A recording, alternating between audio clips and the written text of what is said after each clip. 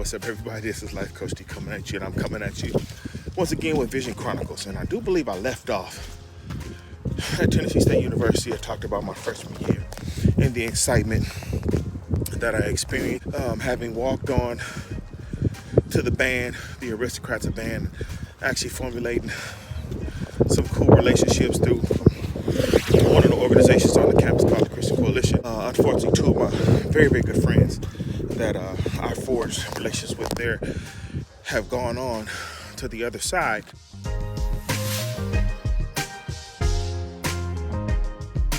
And may they rest with the ancestors, but still have a handful of friends that I talk to pretty often that I forge relationships with there.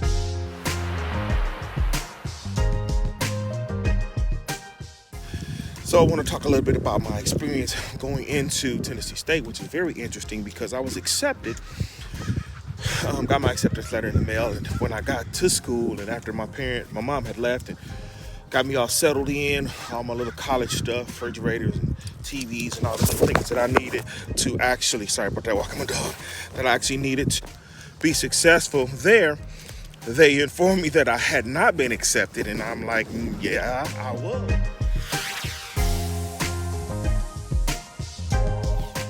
And so after some fighting for about 2 or 3 days, that was all rectified and clarified.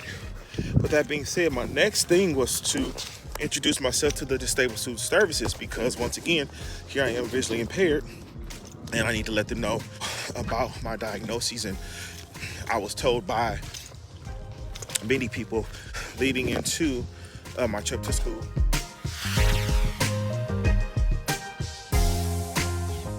Let me back up a little bit. So I attended Western Michigan University during a summer course, and it was for people with visual impairments, and it was part of the Department of Rehab program for them to help me with transitioning into college. Also, financially, they supported my mom in an amazing way. Hats off to a guy named Paul Placeway. Once again, may he rest in peace. He was an amazing counselor. He did some amazing things for my mom. He made sure that she had everything that she needed for it to be a successful trip. I believe I got clothing vouchers. I believe there was gas vouchers. And it was just an amazing thing.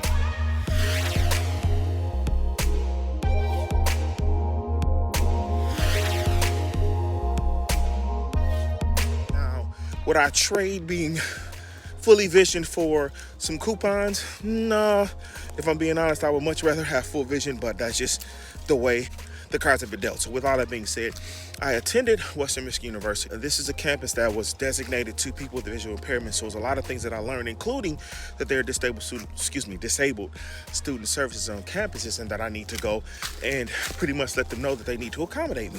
And this is in the late 80s. And so the advancements for technology in the South was not there.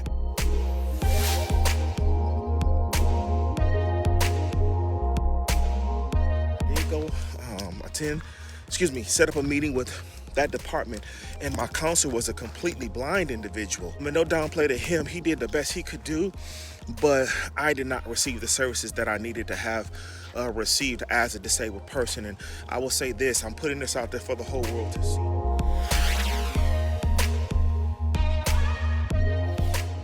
The disabled community, if we don't fight for each other or fight for ourselves, there's not a lot of fight because we are the minority in a lot of situations. And I tell people all the time that I was an anomaly in a lot of situations, especially with my specific diagnosis. And it wasn't until I got to California and started doing some different researches or being in some different research groups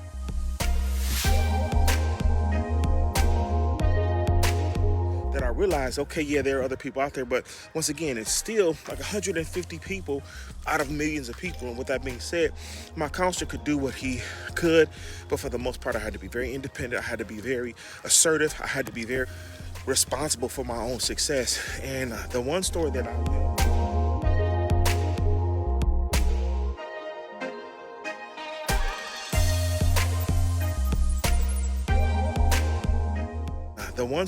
will talk about and keep this teacher's name anonymous because I don't want him to get in trouble years and years later. Of course, this man is probably retired and moved on, but I had a very, very cool biology teacher. Now, he was a white instructor on a black campus because I went to HBC.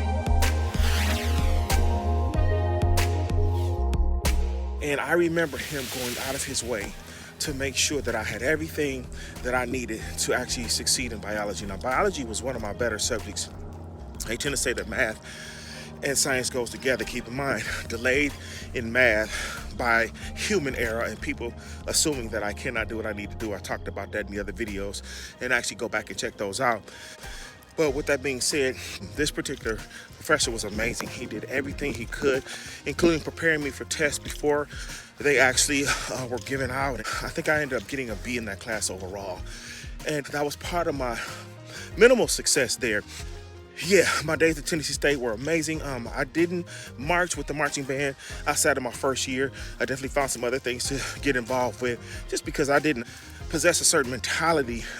I wasn't going to change who I was to be a band member or change who I was to be a part of, different fraternities and things of that nature, because once again, I was very confident in who I was. I had no choice to be having to live a life that I had to live. Just kind of knowing who I was very early in life.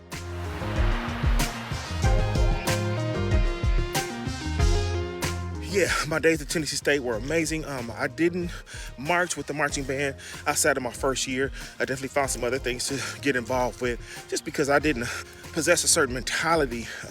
I wasn't going to change who I was to be a band member or change who I was to be a part of, different fraternities and things of that nature, because once again, I was very confident in who I was. I had no choice to be having to live a life that I had to live, kind of knowing who I was very early in life. So first and second year, pretty good. I'm actually moved off campus my second year, forged some amazing relationships with some young cats. My sister moved down to Tennessee, actually was off campus and wasn't doing everything I needed to do. And I'll never forget my mom calling me and telling me that I did not send you to college for you not to get in school and not to be able to get to school. And she basically said in no uncertain terms, get your butt back on campus. And so with that being said, my junior year, I ended up back on the campus, met a really, really good roommate.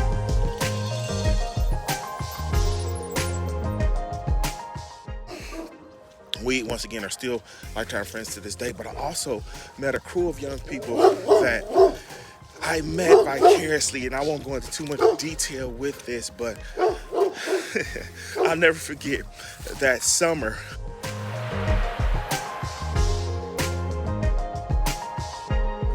To my junior year, I was traveling back and forth on the bus, going back and forth to school where we were staying at the time, and I will never forget this incident that happened on the city bus.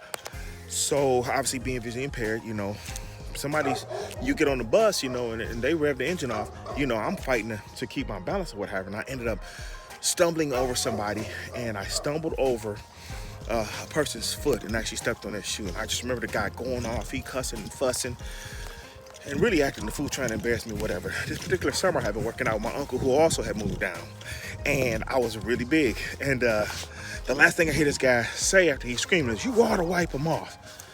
So the pride in me did not do this, but I believe the spirit in me did. I bent down to wipe the shoes off.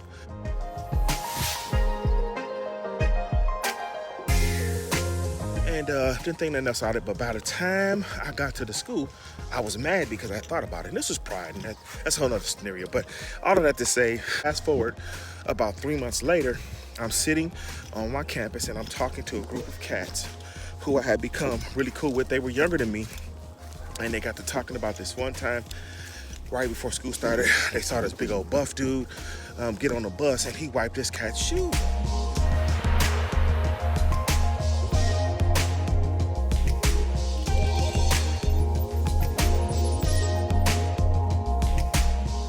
Looked at him, I said, "Fellas, that was me." And they stopped and they was like, "Oh my God, it was you. What? Why did you not do this and that and the other?" All of that to say, I had been witnessing to them as a believer, telling them about my relationship with God, and trying my best to live that example. They knew about my vision.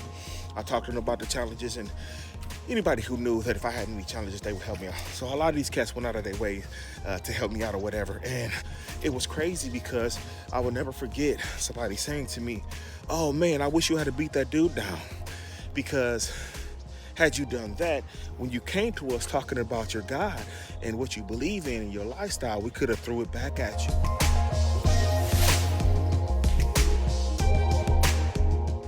As a means to stop you from talking about us or talking to us about the gospel. And I was like, oh, wow. And I'll never forget, I had an epiphany at that moment that my lifestyle has to always exhibit what I say that I am, because if it doesn't, it's contradictory and it could be a falsehood.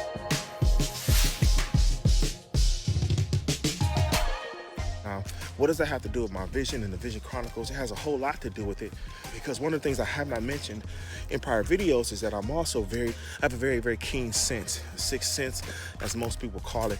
But as I've gotten older, I realize, in talking to my grandmother and other people in my family, that we have seers in our family.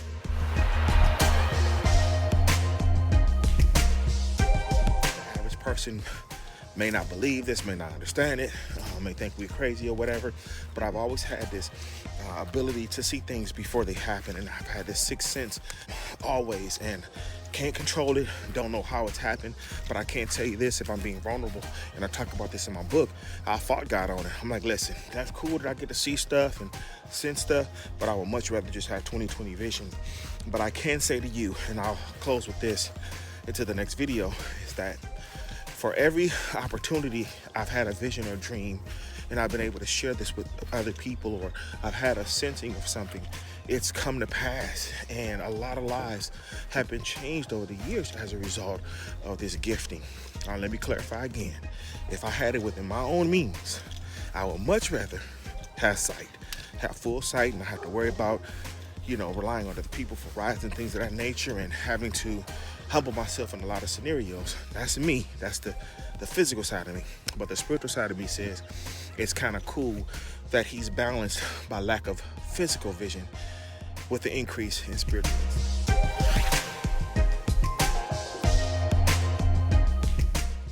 I hope this resonates with anybody who may have that sensing and ability to know that it's not crazy, it's not frivolous, it's very, very real.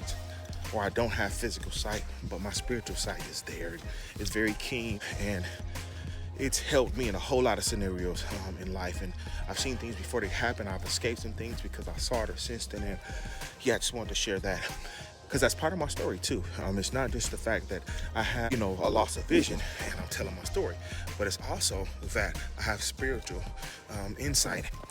That's just God's way of doing things, and there's some things I have learned in life to never question, but it has been very beneficial and a blessing to a lot of people more than it has been a curse. I've been able to hold myself and be cool with it, although definitely not cool with the sight loss, but that's what I have. So until you guys hear from me again, I want you to remember your lives are very valuable. Much love, God bless you, and the Vision Chronicles will continue.